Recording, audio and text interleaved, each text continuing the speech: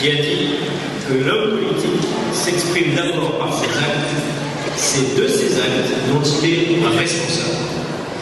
Et je vais faire un petit exercice avec vous. Je vais appliquer cette citation au cas particulier d'une personnalité politique calédonienne. Je vais vous parler d'un homme engagé, un homme de conviction, un homme de parole. Je vais vous parler de Gaël Yadot.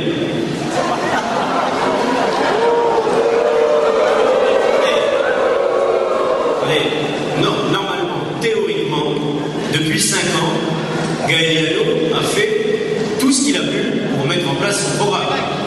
Il a fait tout ce qu'il a pu pour maintenir, sans jamais trahir, ses déclarations et ses promesses à ses électeurs. Théoriquement, on est d'accord avec ça. Malheureusement, entre la théorie et la pratique, vous m'avez compris, il y a une distance qui n'a pas résisté à l'analyse.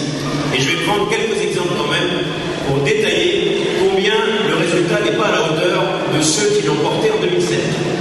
Je vais d'abord vous parler du drapeau, un petit peu quand même, pour citer ce qu'il a dit à l'occasion des campagnes, la campagne législative de 2007. Quand on s'exprime, il faut être sûr de ce qu'on dit, parce que ça reste, et qu'on peut s'en servir derrière. Qu'a dit Gaël Yadot ? Il a dit 3 choses. D'abord, des signes identitaires qui ne se rattacheraient qu'à une seule communauté seraient en totale opposition avec les valeurs de la République.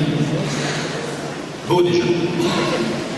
Plus beau encore, la grande majorité de la population ne s'appropriera jamais le drapeau du FLNKS. Gaël Yadot, mai 2007, dans son journal de campagne. Et l'apothéose, en juin, dans les Nouvelles-Calédoniennes, je n'ai pas voté, Gaël Yadot, je n'ai pas voté en 98 pour l'accord de Nouméa pour que le drapeau du FLNKS soit celui de la Nouvelle-Calédonie. Donc là, en 2007, on est tranquille, on est protégé, c'est garanti. Et du coup, quand Pierre Frogier fait sa proposition début 2010 de lever le drapeau, on doit s'attendre à une bagarre des chefs. Pour eux. Là, on va voir ce qu'on va voir. Alors, qu'est-ce qu'on a vu et qu'est-ce qu'on a entendu? Qu'est-ce qu'il a dit, Gaël Yadot? Il n'a rien dit. Pas un mot là-dessus. Rien pour s'opposer à son chef, alors qu'il était drapé dans les prétendues convictions qu'il avait affirmées pendant toute la campagne de 2007. Et il a même fait mieux que ça.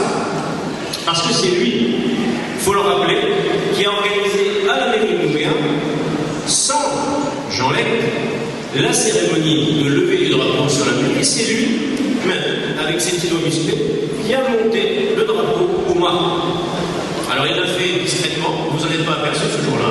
Il l'a fait au petit matin, il l'a fait presque à l'insu de son plein gré.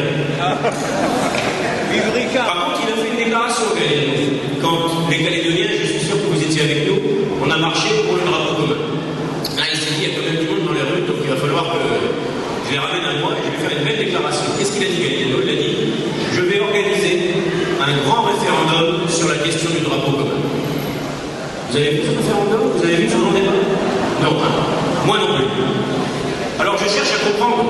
Je me dis, mais comment c'est possible? Comment un député peut opérer un tel revirement, peut renoncer à ce qu'il a dit? Eh bien, il y a qu'une seule raison, et finalement elle est très simple. C'est la volonté farouche de conserver à tout prix son poste de député et l'investiture du Rhum.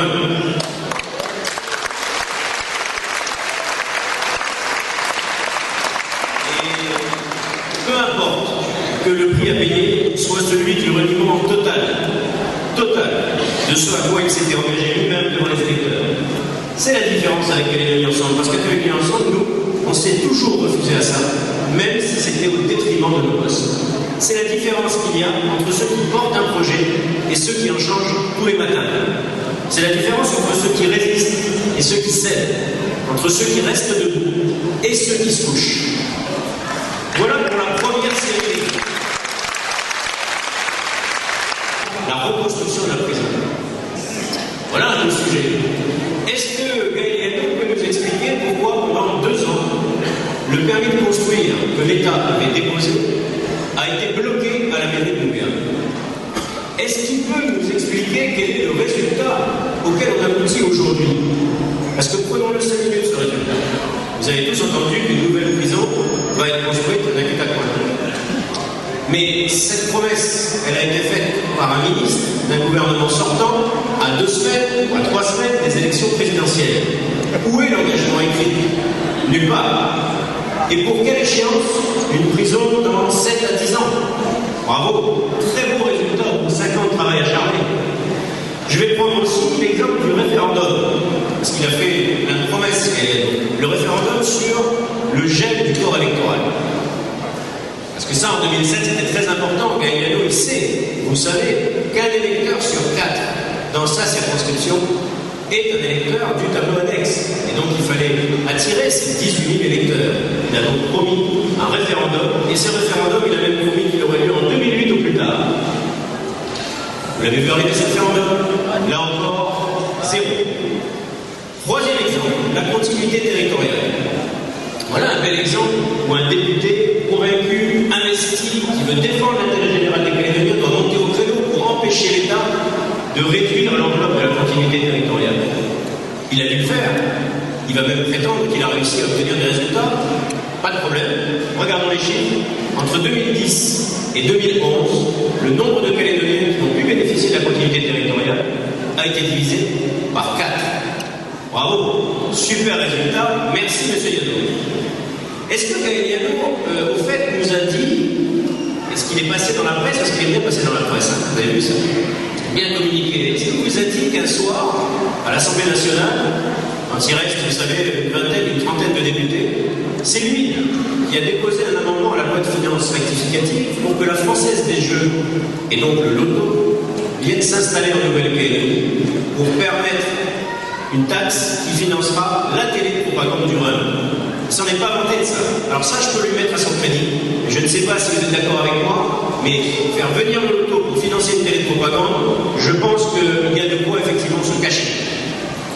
Dernier exemple, parce que Frédéric en a beaucoup parlé, la lutte contre l'insécurité. Là aussi, Gagliano, il est premier adjoint au maire, député, il est très investi, il met des télés partout, des télésurveillances, et il a dit, je vais renforcer les moyens de l'État pour lutter contre l'insécurité. Faisons le constat, un commissariat fermé à Tindu, alors que précisément, les chiffres de l'insécurité dont a parlé Frédéric tout à l'heure, ces chiffres-là touchent en priorité les habitants des quartiers défavorisés. Un commissariat fermé. Une gendarmerie à Moulin, je le sais bien, qui ferme.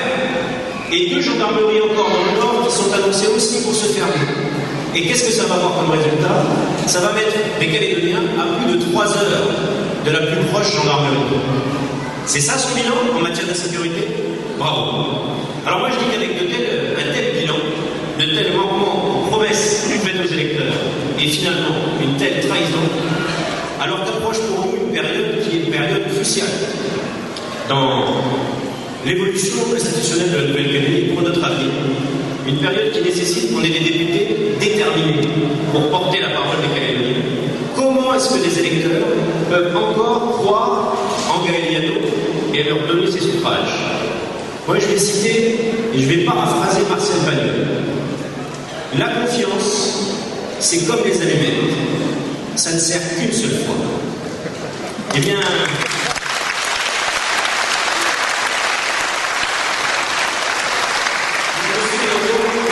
il a menti à ses électeurs. Il a trahi leur confiance. Et vous savez, on trahit un jour, on trahit toujours.